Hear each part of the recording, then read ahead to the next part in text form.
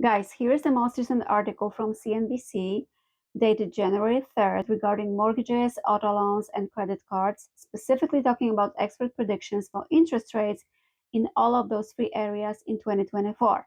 And this is the opinion of the Bankrate's chief financial analyst called Greg McBride.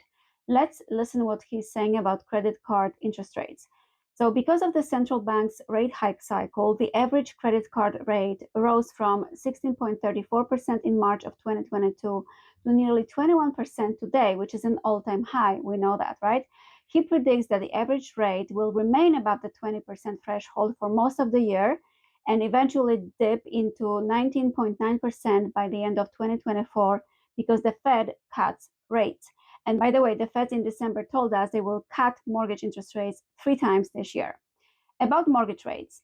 Thanks to higher mortgage rates, 2023 was the least affordable home buying year in at least 11 years, according to a report from a real estate company called Redfin. And I can attest to that because we lost half of our buyers due to the high interest rates.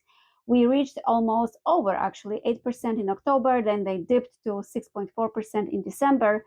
But according to McBride, he thinks mortgage rates will continue to ease in 2024, but will not return to their pre-pandemic era. And mortgage rates will spend the bulk of the year in the 6% range, maybe a little below at 5.9%. We'll see. As far as auto loan rates are concerned, when it comes to cars, more consumers are facing monthly payments that they can barely afford thanks to higher vehicle prices and elevated interest rates on new loans. The average rate on a 5-year new car loan is now 7.71%, up from 4% when the Fed started raising rates, according to Bankrate. McBride predicts that the 5-year new car loans will drop to 7% by the end of the year.